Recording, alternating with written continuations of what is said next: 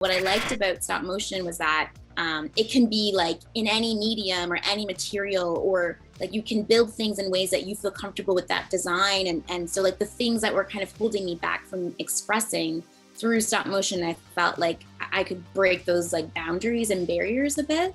And so I think that's where I kind of got my voice within the medium. And I always approach stop motion, even like when I'm teaching now and everything, I always kind of encourage people to like think outside the box. So like when you think of, animation, you instantly think of like, the cell like animation, like hand drawn or clay, or kind of like really like intricate puppets, which is all like amazing.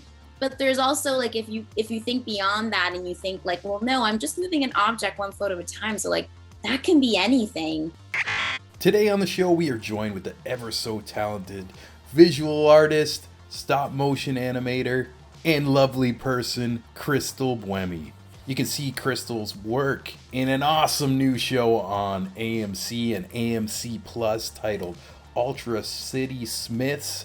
Hilarious and intriguing stop motion animation series. It's brought to you from the creators of Robot Chicken, which she worked with.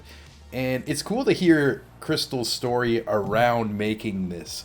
You'll hear why it's a big deal and almost somewhat cosmic how she got connected with them. But it's a cool story that hard work pays off. And if you want to check out Ultra City SMITHS, I totally recommend it. It was just so fun and captivating, and it's got an all-star cast. It's narrated by the legend Tom Waits, and what more can you want? And if you got an Amazon Prime account, you can get the AMC app for 7 days, which gives you more than enough time to watch all these episodes. That's what I did. None of these are sponsors. That's just a hack from me to you to watch some awesome shit.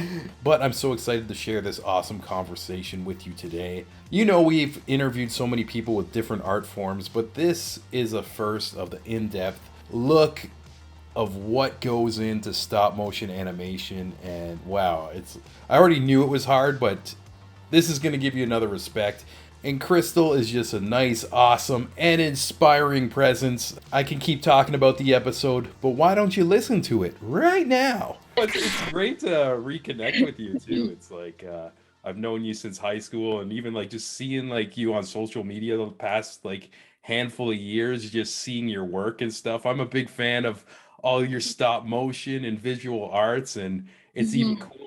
Recently, like you've been involved in the series on AMC, Ultra City SMITHS, and there's so much of a gap of your story that I don't know of how you started the whole stop motion thing, and I just kind of want to hear like the beginning seeds of how that Sure. happened. Yeah, of course. Yeah. So I mean, I think even like through high school, like I always knew that I was going to be doing like a creative job for sure.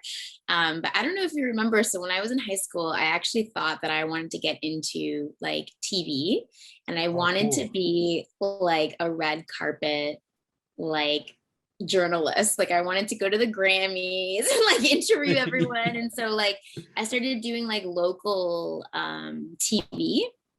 Oh, So I used awesome. to Yeah, go to, I don't yeah, remember that. That's awesome. okay. Yeah, so like Yeah. through like Kojiko, I used to go to like Niagara on the Lake and like all these like little events, and I really liked it. And so I went to Ryerson University basically for that. But in my first year, they kind of make you take all these different streams before you really like finalize what you're going to go into. And so one of the classes was digital media. And so, I was instantly learning kind of like computer graphics, but obviously this was many years ago. So we were using Flash, and things are Mhm. maybe like a bit more complicated than they have to be these days. But at that point, I was like, I actually was terrified. Like I was like, I couldn't really figure it out. I wasn't really getting it. But then when I took my studio class, I also realized like being in front of the camera, like you don't really have the same control as like a director or something like that. So I had a bit of like oh God, like what do I want to do moment. Mhm. And for some reason in my gut, I said, I feel like the future is more the digital media aspect, like, graphics and design work and websites and Yeah, you anything were that kind of, seeing the shift of everything. exactly. Yeah. So I took that as like a bit of a sign that I was like, okay, I'm going to not be afraid of this. And I'm just going to like dive right into it. And I'm really glad I did because Yeah. yeah, we had this workshop basically with this person from the National Film Board of Canada. And she came in and showed us all of this stuff. There was like this world that I hadn't even imagined.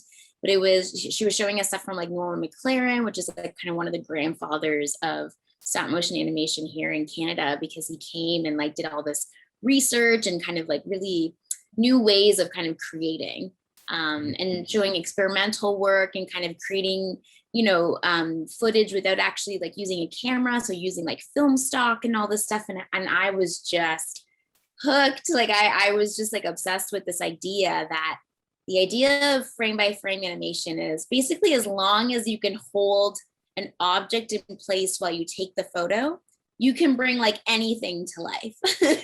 Yeah. And that power was like shocking to me. Like I was just like, I had not seen the world in this way until this moment. So that was, I think that was kind of it. That click was really fascinating to me. Yeah, that's so cool. There's so much power in like something. Sometimes you start something new and just trying something. Like you never know, that could like in your case, change your life, like the whole direction. And Yeah. it's like such an awesome path. And even like on my end too, like I have like a similar story where I signed up for an advertising course in college. I didn't really know what I wanted to do, but I'm like, oh, I can kind of be creative, and I thought I could make money. And then one day I picked up a camera for a project, and then that snowballed into me like just not giving a shit about anything advertising and getting into video ops. And it led like to this big adventure of me moving to Toronto too. And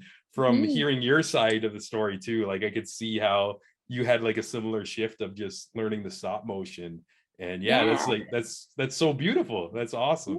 Yeah, thank you. Yeah, I'm really happy that I kind of fell into it organically too. Like it wasn't, Mhm. it wasn't something that was pushed on me. I kind of was afraid of it, but then, I embraced it, and then it opened this whole new world. So I feel like that's like a big thing for someone that's like maybe a creator, and sometimes finding your special, place within the industry. Like sometimes like force, if it's being forced, like it's not going to come naturally, and that's not something that you're going to stick with. So like maybe allow yourself to have this like organic path into finding, is this for me, and if there's longevity, and like, how do I kind of fit within this industry?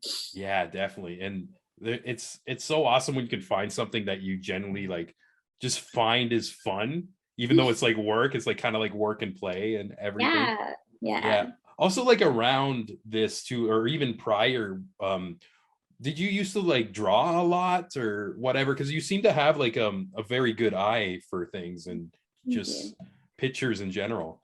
Yeah. I didn't actually, so like I actually am the worst at drawing, and Oh, like no way. my fine art skills are like just not, they're not great. And so like even though, but I was always like creative in the sense like I did dance and movement, and like I acted, and like I still did other forms of it. I like played music.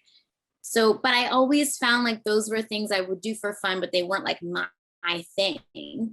And then I was always a bit sad because I felt like I wasn't a drawer or a painter, like I didn't connect with that. And so what I liked about stop motion was that it can be like in any medium or any material, or like you can build things in ways that you feel comfortable with that design. And so like the things that were kind of holding me back from expressing through stop motion, I felt like I could break those like boundaries and barriers a bit. And so I think that's where I kind of got my voice within the medium. And I always approach stop motion, even like when I'm teaching now and everything, I always kind of encourage people to like think outside the box. So like when you think of, animation, you instantly think of like, cell like animation, like hand drawn or clay, or kind of like really like intricate puppets, which is all like amazing. But there's also like if you think beyond that, and you think like, well, no, I'm just moving an object one photo at a time, so like that can be anything. Hmm. Then you really start to get into like very interesting and unique looks and approaches to the art form. So I think it was that like I always had stories to tell, But because, the fine arts kind of impeded me a bit, like I wasn't able to like visually show them yet in those ways. And so that's why I stuck with like video and things that I could work with that. But then this kind of little side way of getting into stop motion really helped me be like, well, I can embrace that about myself and then maybe approach it differently. Yeah, that's amazing too. And yeah, as you talk about it too, it's great how you break it down. There's almost like no limits to your imagination, like taking shapes. And I think I saw you do something with furniture before, and maybe even like it looked like sand in another one. And it's wild, like how you can do things and even put together things that people haven't even seen before when it comes to animation. Like there's limitations if you wanted to get into film and just filming like people and stuff, but yeah, it's just whatever your mind can think of, you can put together. And yeah, Totally. Yeah. you're probably like the most insanely patient person as well to do something like you mentioned Flash. I played around with Flash too, and I had fun with it, but I just remember it taking so much time, like frame by frame by frame by frame. And where do you think your inner patience come from to be a pro at stop motion animation? Wow, that's like an interesting question, like where your patience comes from. I think it's like over time of having these other practices before, like piano and dance, and like I even did like cheerleading throughout high school, and like all of these kind of extracurriculars, I think like not only help me express, but then also like, when you play piano, like you have to practice, and like, you have to kind of build on your theory of music. And the same with dance, like, you go to classes and you learn and you practice and you build on that. So I think like that was probably the root. And I think also like you have to be very like detail orientated. Like I think it's like a very fine balance between like there's patience, but then there's also like working smart and like being hyper focused so that you're not missing like any of these details. So I think it was that, like I am, master of control. Like I like to be in control of my life, of situations, which, sometimes can be a fault, but in stop motion, it's a huge pro because, I like, they're not actors, like they're all, it's objects or puppets or whatever. It's like, they're not going to move unless you move them. You're the master of this universe. Yeah. Yeah, that's so interesting. Yeah. And it's just like I always like think about how like some like it's great that you had like all these practices go like prior to jumping into stop motion as well, because I feel like sometimes I meet people and they try something new, and right away if they're not good at it they get very discouraged, where I can't even imagine how much trial and error there is within like stop motion animation too. And like it's just like the more you do anything, the better and better you get at it too. Absolutely. Yeah. I mean, and that was definitely something like I learned on the show. Like one thing about stop motion, especially when you're creating stuff for other people, so like it's not necessarily like your vision, is this idea of kind of like not being frustrated if you have to do it again, or like learning to let go of like the ownership of it a bit, so that, for example, like I would spend 6 hours to animate, a 5-second clip in the show. And then the director would come and say like,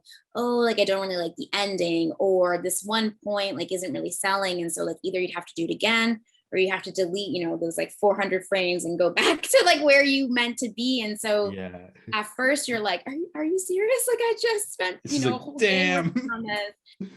But again, like the point of my job at that point is like to create this look for someone else. And so like the style had to be very specific, so it was like consistent amongst many animators, and he had the look, and that, and so you learn very quickly, like, I might have to do this again several times, or I might need to go back or look at it differently. So you start to kind of let go of that a bit, and just I think with that you can embrace the process a lot better. Yeah, that's really cool to hear. Also, was there a time on your journey too where you were like the student and then you had that shift where you got the confidence of, hey, I can work for television now, I can put myself in galleries? You remember like ever having an epiphany where it's just like, I'm a pro now, I can teach and all this stuff? Ready now. I think it was after my master's, to be honest. So I had like a really interesting journey. So I like embraced stop motion in university to the max. my final film was in stop motion, all this stuff. But then as soon as I graduated, like I found it very hard to find work in stop motion, mostly because I just did not have like the skill level. Like there were people that were specifically going to school for animation, and I was just kind of learning it this backwards way. So then I kind of fell back a bit on my like multimedia skills, and I worked in TV for a while and did like on-air graphics. And I kind of did music videos on the side, and like I did a whole bunch of other stuff to just start building some form of network because also like it is a bit about like who you know and all that. And actually at the one job, I got this like full-time job with benefits, working, within Bell Media, like, this huge opportunity when I was quite young. And I actually ended up getting like injured from a repetitive strain injury on the job because I was just working 12-hour days, just me doing an entire like channel's worth of graphics. Like it was crazy. And so is that like a carpal tunnel type thing going on? Yeah, like that. It's like a tendinitis type of thing where it was like I just didn't even see that coming. And I think I was like 23, so like quite young, just kind of starting out my career. And so that whole experience just totally made me question, like, what are you doing right now? Like, are you even happy at this type of work? If you're going to kill yourself, it might as well be for something you're passionate about. And I think it just really gave me the opportunity to kind of refocus. And so I was so miserable for about a year going through all this. I had done an artist residency, like right when I got out of university a few years prior in Barcelona, and I fell in love with the city. It like reignited my creativity. And so in my heart, I kind of felt like maybe it's time I go back. And so after doing some research, there was a master's in animation in Barcelona. And I was like, this is it. Like this is, I have to do this. So I applied, I got in, and then I did a very it was like a year and a half, like very intensive program. And then I created kind of like my thesis film. And it was that process of creating that film with all the knowledge and everything I had just gained that I think when I came back to Toronto, I felt like ready to kind of like do stop motion, and like, whether it's teaching it or doing it or whatever it is, like I was like ready to kind of take that next step. Yeah, that's awesome. And it's unfortunate like you had to like almost get injured to step back, but sometimes there's a lot of power in reflection and like just slowing it down a bit and just thinking about the whole picture and what you really love, and even sometimes just shifting your life. And I find like even over COVID, I'm talking to like a lot of my friends and stuff who were in a work situation where they didn't even realize it was unhealthy until everything got cut off, and then they were just sitting at home. It's like, oh my God, like that was so toxic and I didn't know, or just like weighing down on their body. And it's just like it's refreshing in almost the worst way, like where you had to injure yourself, but in the end it kind of turned into this beautiful blessing too. And, totally. We mentioned the show too a couple times, and right now people in Canada, they can watch it on Prime Video. I watched 3 episodes on AMC there. There's only 3 out, right? Actually, no, it's so yesterday was the final episode, so the last 3 are out now. Oh, okay. So is there 6 of them in the series? There's 6 in total, all right. I would have kept binging if it like my media player only had the 3 there, but I was really enjoying it, and it's very my style of humor, just kind of like clever, but also a little edgy as well. And I want to know how you got into this project, or how you got assigned to be on the team. Sure. Yeah. So there hasn't been like a stop motion studio based in Toronto to this size in many years now. There used to be one. It was one of the largest in North America. It was called Cup of Coffee.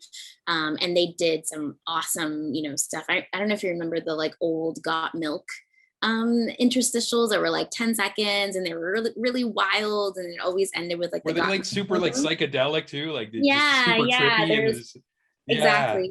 So like they did stuff like that, and but then they shut down, so there was like this gap. Like there was like tiny little maybe 1 or 2 person kind of studios, or like large studios that do like 1 stop motion project a year, but it was like basically like not really existent. So that's where I really got into like teaching. because teaching helped me at least, remain kind of in the world of it and hopefully spread the love of the animation out so that we can keep building this industry. And so, so it's kind of like a little bit of like a weave here, but so there's a community in Toronto called TACE, or the Toronto Animated Image Society. So like, that's like the first thing I want to like give a shout out. Like if you're interested in animation, any form, whether it's stop motion, 2D, frame by frame, hand drawn, it's this really unique community that like kind of, has studio space. You can rent equipment, they do workshops. But through meeting, like I did like a kind of my first commercial shoot right when I got back from my master's, and I met someone from TACE, and he was like, you should really, sign up and connect with the community because we're not that big. So and I was like, totally. And so through there, I met the president of the board of TACE. His name is Evan. And he's kind of like he's worked on tons of stop motion stuff. Like he's a bit of like the godfather, I'll say, of the like kind of Toronto stop motion community. And he's been awesome. But we've never had an opportunity to like work together. It's always just been like, at events or workshops at TACE. And so there is this studio in LA called Stupid Buddies. And they do things like Robot Chicken and Crossing Swords and things like that. It's run by like Seth Green. He's one of the executive producers of the company. So this really awesome company. And I was at the time, this was right before COVID, basically. At the time, I was considering moving to LA and like applying for work at Stupid Buddies in LA. And a fellow animator, like a friend of mine, she actually had just gotten a job there for a show that is now out, the MODOK animation series. I don't know if you've seen it. I think I heard that name. Yeah, is it like yeah. Netflix or something, or yeah, no, it's on Disney Plus. Oh, yeah, all right, yeah, that's a great one. Like if you're into kind of like Marvel and stuff like that, that's a really good one. But she was going to work on this, and she was like, hey, because I have dual citizenship, so she was like, it'll be so easy for you to do this process. Like, I'm gonna go, I'll tell you all about it, and then maybe like you can like move out there. I was like, amazing. And then like a month later, COVID hit. So my friend did have actually ended up coming back, but so ironic how things work out. So let's go back to like Evan. So basically maybe like 4 months after this, it was like around September, we're in the middle of COVID, not knowing like what is going on.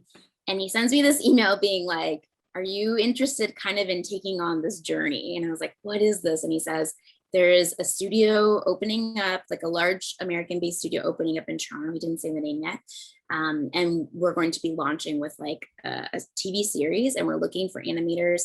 And so basically they were running like a little animation boot camp for people that like, like hadn't maybe done TV or like just to really understand what the process was going to be like before signing on. Because as you're saying, it's not really for the faint of heart. It's definitely people that are passionate, interested in stop motion.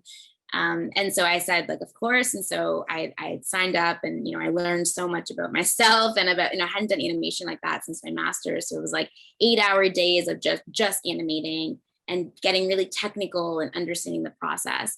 And then I find out in this training that the company is in fact Stupid Buddies, the one I was planning on going to LA for a few months before. They're the ones that have opened Buddies TO, which is just like a headquarters here in Toronto. And this is a studio, and he was actually going to be like one of the main kind of animation supervisors and running the studio. So it all kind of came full circle. That's wild. That's like fate in a way, like it came to you and you can go to them, and wow. Totally. So I was like, okay, I have to do this, definitely. Yeah, that's a sign if I've ever saw one.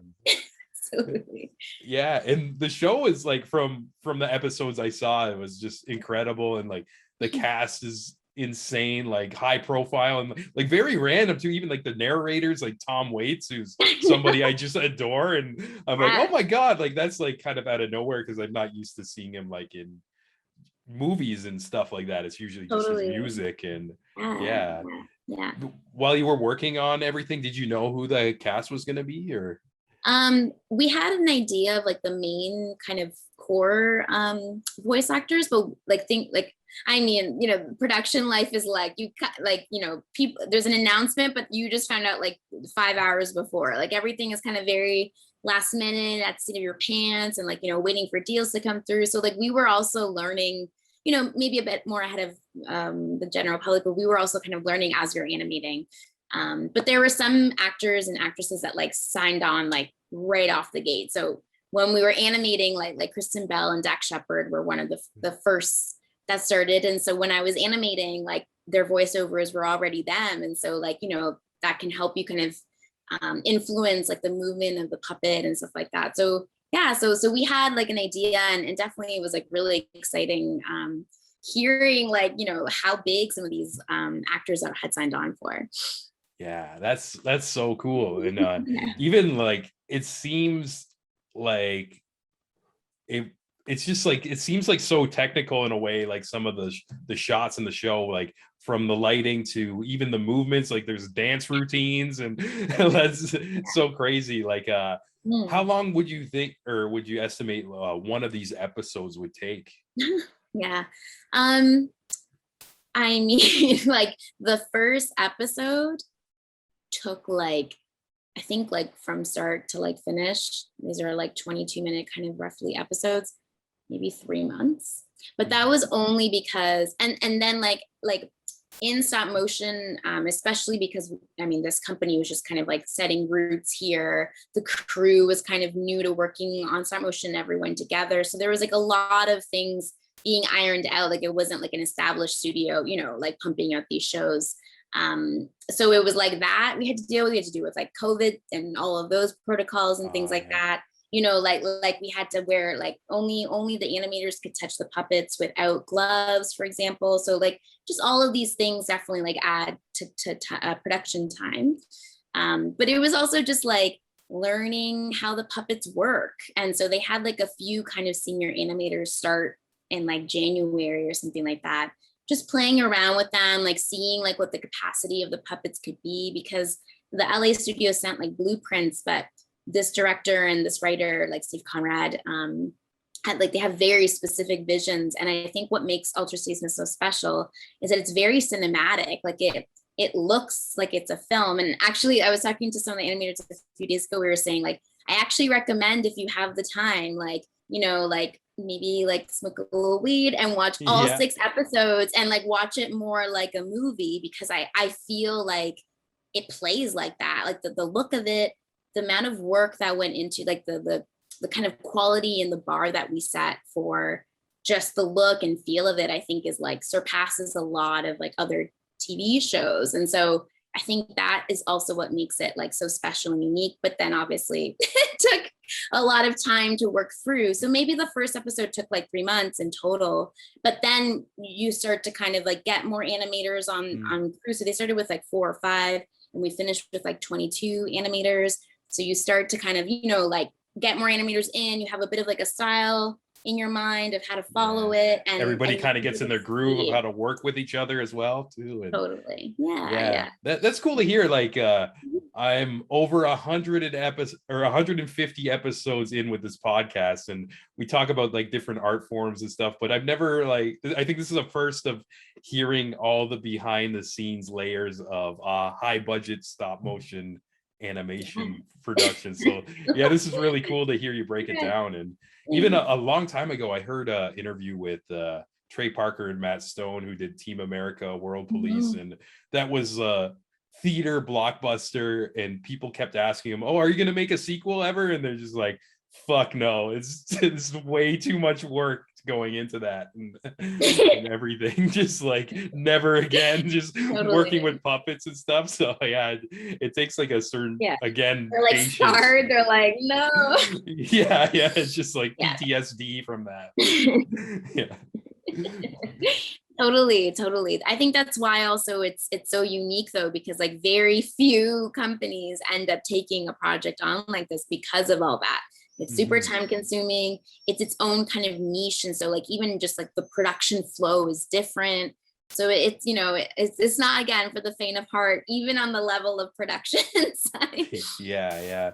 And it's definitely like, from what I've seen, it's a piece you guys should be very proud of. It's so well done. And even whoever like wrote it too, it's hilarious. And like you mentioned, you said like the whole thing kind of flows like a movie, and like I felt that way with the first 3 episodes I watched. I just burned through them, and I'm like, where's the next one? And it wasn't there, and I was like, damn.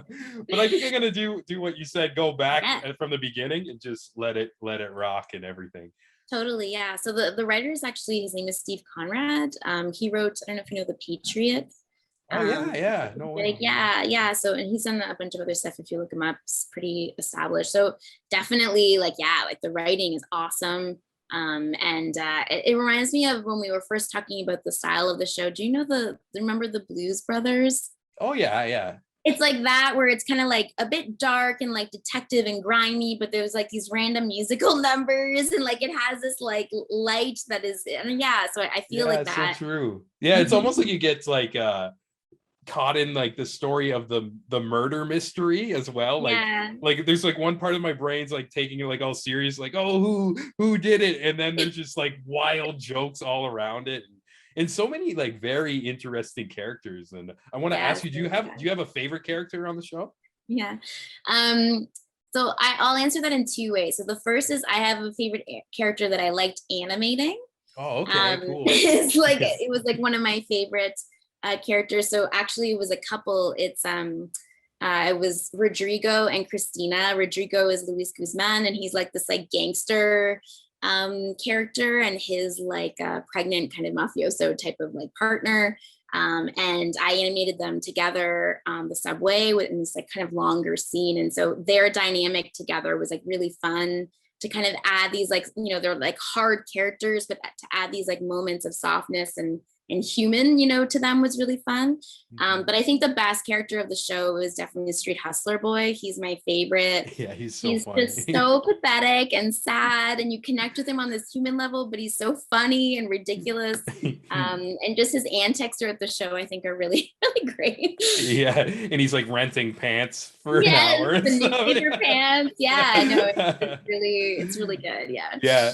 Yeah, I really liked him and the Andre the Giant lady, because like I'm an old school Lady Andrea, yeah, that was really a cool spin on that too. And even like on the show too, I've had like a bunch of pro wrestlers on as well too, and they have like almost like similar paths, where like some years they'll be on top of the world, and next thing you know, because of how their storyline is written or whatever, they get pushed to the side, and then you gotta hustle, where she's like doing fight clubs, which and stuff like that. But yeah, definitely, yeah, it's so cool. And how does it feel to like see something of that you made produced by, or like on the AMC network and everything?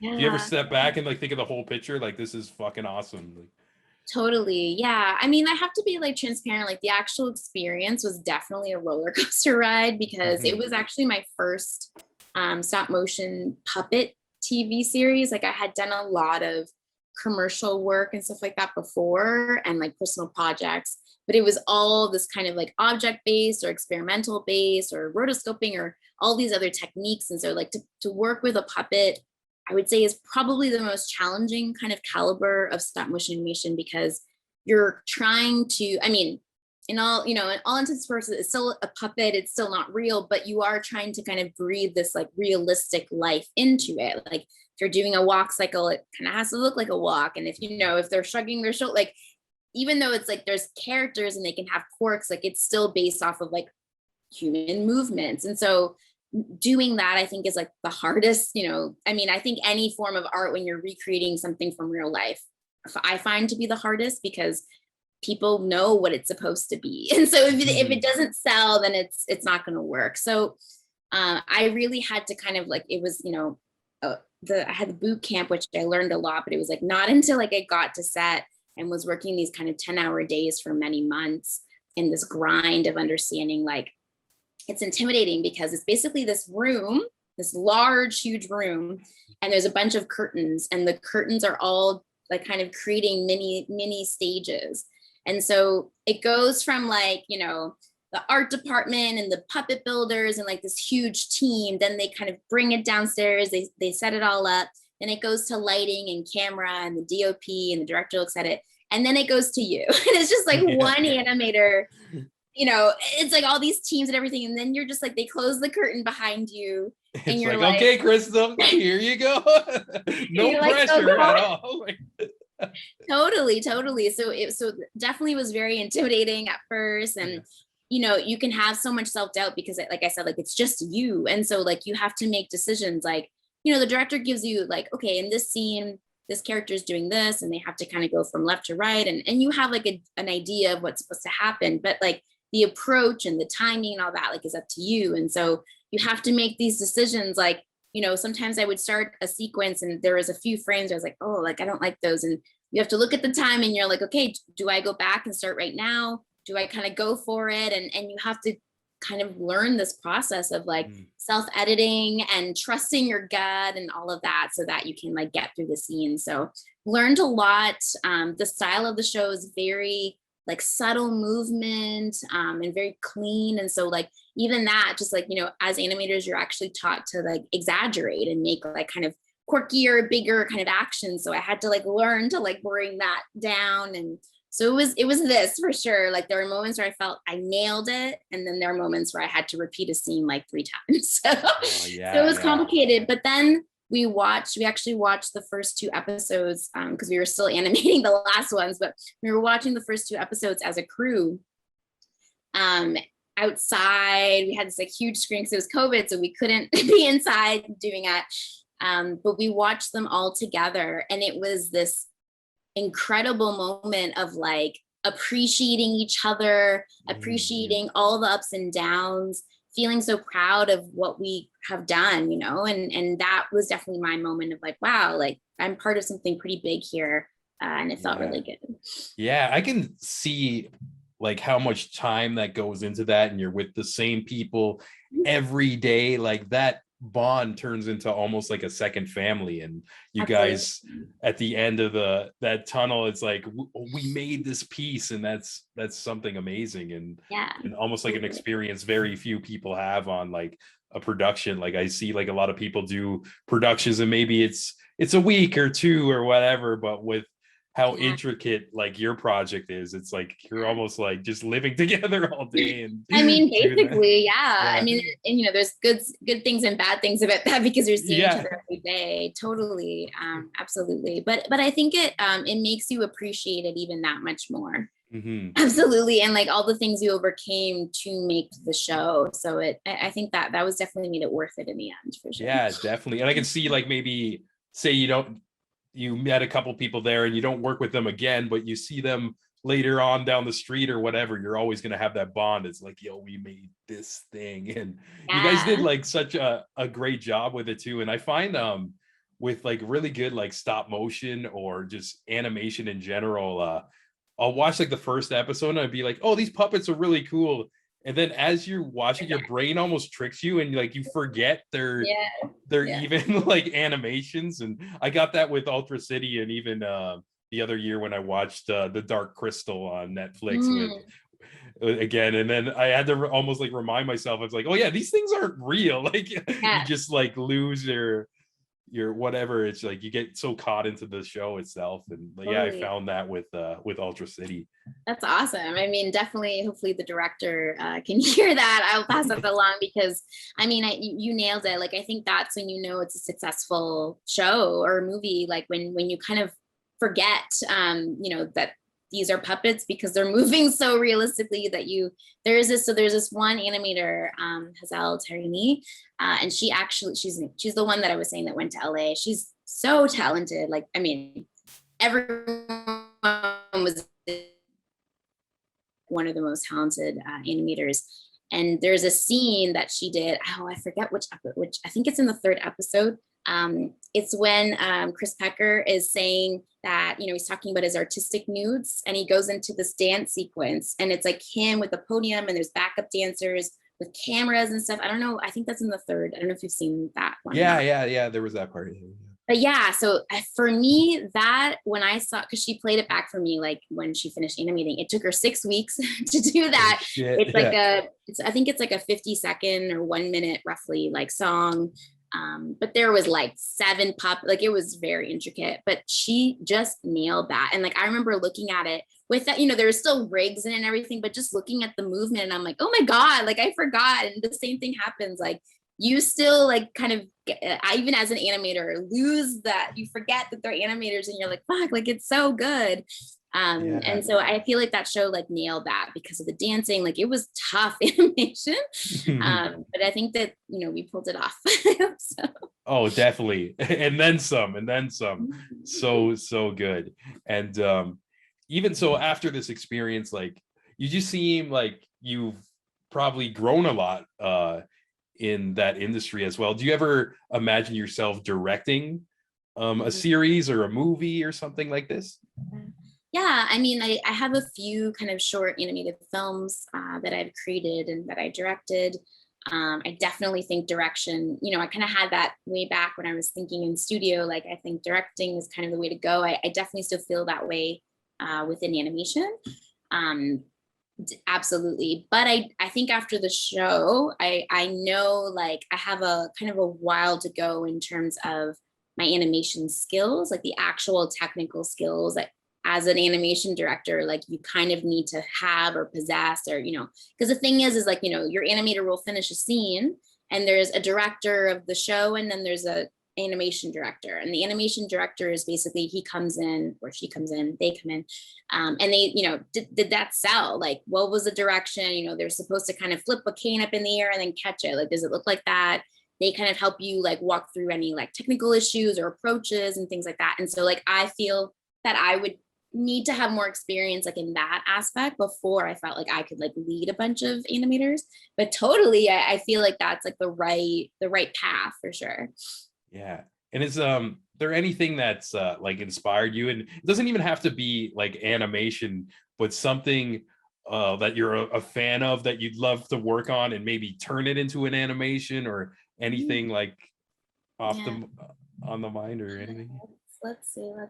I mean, so like one thing that it's funny because like simultaneously as I'm kind of doing the stop motion puppet show and stuff like that, I'm also trying to kind of build my own practice and keep that going. And a few years ago, I started this like material exploration kind of project for myself where I was animating like, everyday kind of objects that I came across, like whether it was like a leaf or a fence but I was focusing kind of on natural materials and kind of bringing their texture to life. And so that has really opened up kind of the approach that I take now to a bit of like my more personal work. Like I'm trying to work with mostly like natural elements. So I'm working, as you said, like earlier, like with sand. I've done some stuff with like salt and wood and like dirt and petals and stuff like that. So I think like further exploring like and pushing the boundaries within those materials, I think is like really where I would like to like keep going and just like seeing like what other materials I'm not thinking about, like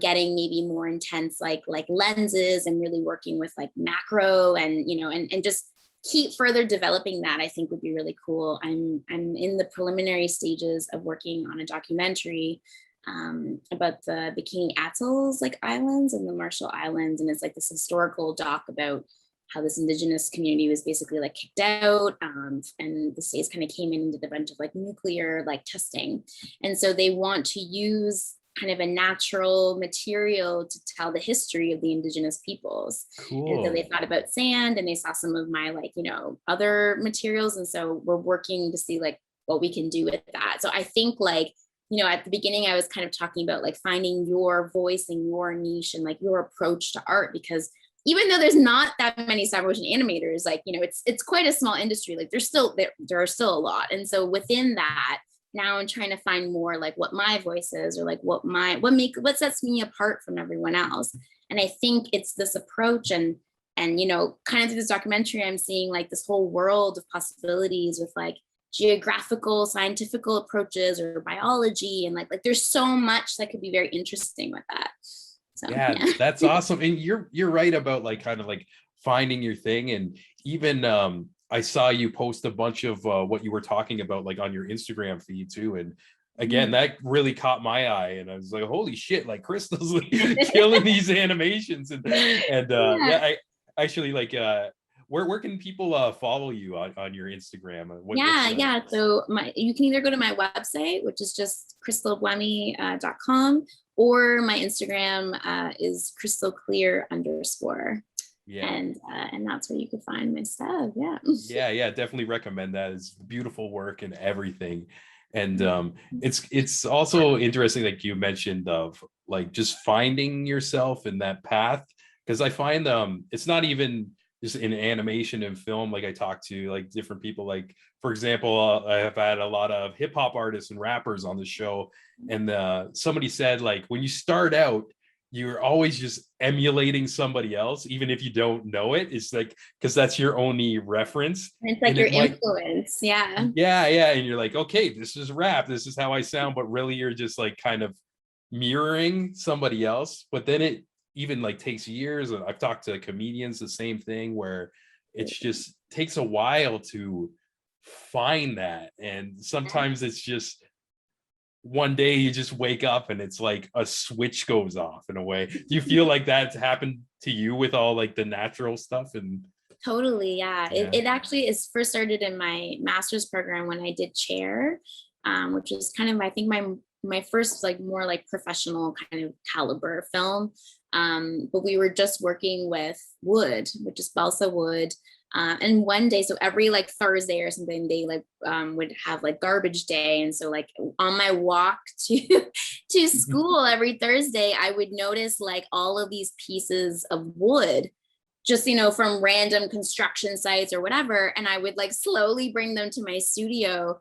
And actually there's this part in chair where, you zoom in and you kind of go into the texture of the chair, and it's all these different pieces of wood, grains of wood, colors of wood. And that I like tripped out. Like I had that in my mind so clearly, but then animating it and seeing it come to life, I was like, oh, like I have to come back to this. So it was definitely that moment where I was like, oh my God, like there's so much about natural materials that like you don't even have to do much for it, just kind of put some good lighting on it and just it kind of takes the show on its own. And I love that. Like it's raw. And I feel like that, even like mentally and spiritually, like to create and that with that mentality, like has been really healing for me. So I think like, I definitely think like that whole kind of almost like meditative, approach to frame by frame animation, like saved me in a lot of ways.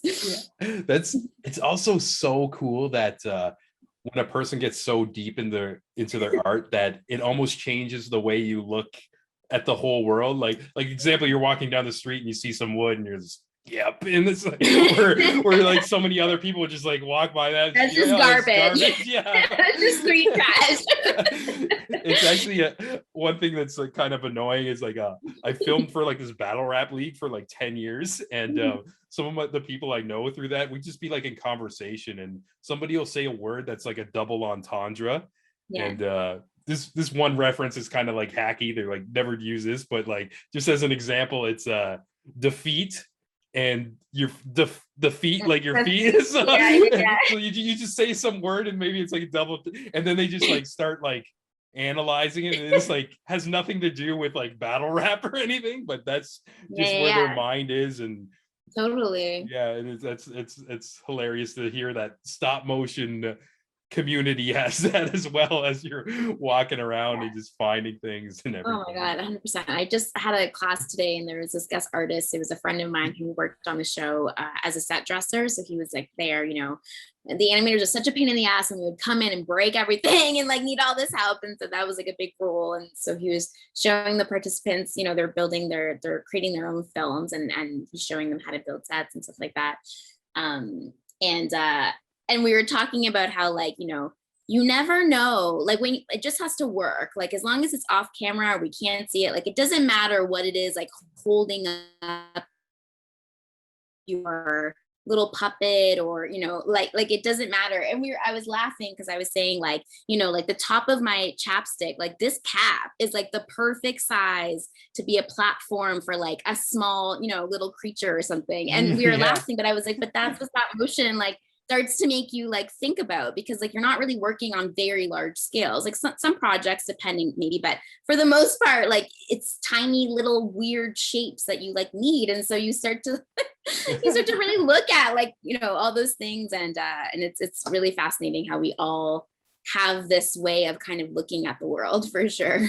Yeah, that's amazing. And at times when you get so deep into it and like maybe even burnt out, what are some routines that you do to reset yourself? Or do you find like something else to do where it's like not even close to animation and just like reset and everything? And Yeah, for sure. I'm really lucky that I have this balance in my career where I'm teaching and also kind of working on productions. And so it's nice to go back and forth, because sometimes when you're teaching, you feel like you're giving you a lot of yourselves to other people's creative practices. And so not that you grow resentful, but you kind of like, there are moments where I feel like, man, I'm jealous. Like I wish I had the time to like make my own work. And so then it's good at those times to maybe like stop that and take on a commercial or like do something kind of in that way so I can, get that out of my system. But definitely after the show, I was like, I don't want to work on a production for a bit. Like I need some time. And so like any creative practice, like definitely taking, like, I think it took about 3 weeks off, in the sense that I didn't do and I didn't move anything frame by frame. I didn't, look at anything. I didn't think about it. I just really took a break from it. And then I kind of I had some commissions, so I had to kind of get back into it. But then also like one thing that I was really fortunate was that like, I had also just been working on the show where I was saying earlier, like you're creating someone else's vision. And so like, I think I needed to reconnect with like my own ideas and so like in the commissions, I had the opportunity of being like, hey, I've had this idea now for like almost a year. I want to do it, or I've learned this new skill that now I can apply. And so then I could kind of jump back into it with a new fresh pair of eyes and do things that were true to me. And I think like that is the best way to kind of reconnect and rest, is that like you're not feeling depleted because you're giving your energy to someone else's vision. Like you're kind of taking time to give your vision some time. So that really, really helps for me in that as well, for sure.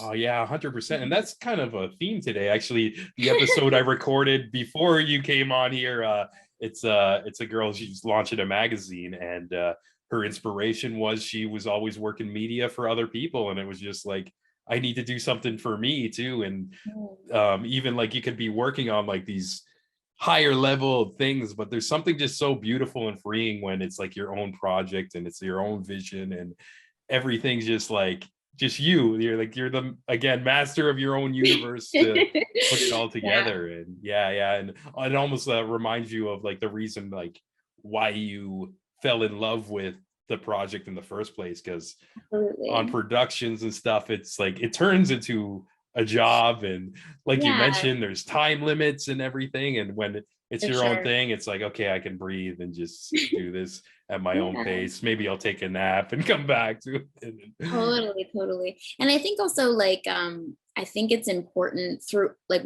when I am in one of these big production stints where I'm working on something for like 6 months or something like that, I think it's important to also take like physical breaks and rest throughout the day. And then like on the weekends, like, I'm basically standing in an awkward kind of curled up position for most of my day. Like some of the sets, the access was like I was on like 4 Apple boxes and like leaning those. So your body definitely goes through it. And so like, taking breaks throughout the day, even 5 minutes, going outside, getting some fresh air, rebooting physically. And then on the weekends, like, I would sleep and rest and like, and you need to do that. And especially from learning from like my injury at such a young age, like taking care of your body is so important, both mentally and physically. So I think as an artist, like we have to take on a lot, like, like making your career your passion is so challenging. It's very rewarding, but it's very challenging. And I think like you take things automatically like more personally, like your heart is more connected to it. And so like taking space, taking a break, is really very important. Yeah, it's very important to be like self-aware, like you obviously are, like, take a break or whatever. But I've even had some video editing gigs where it's almost like you get lost in the muse and like you lose track of time. And I'd be like all hunched out over like edge of the chair. And then I just snap out of it. It's like, have I been like this for like 3 hours? Yeah. And like, go outside, breathe, like stretch, and like you just even like lose time. Like if it can Totally. feel like Yeah. 20 minutes and you've been there like all day. Like it's It's so like, crazy what? when you can get Yeah. lost in something like that. But It's I like guess, beautiful, but it's also, yeah, yeah. you have to try and be aware.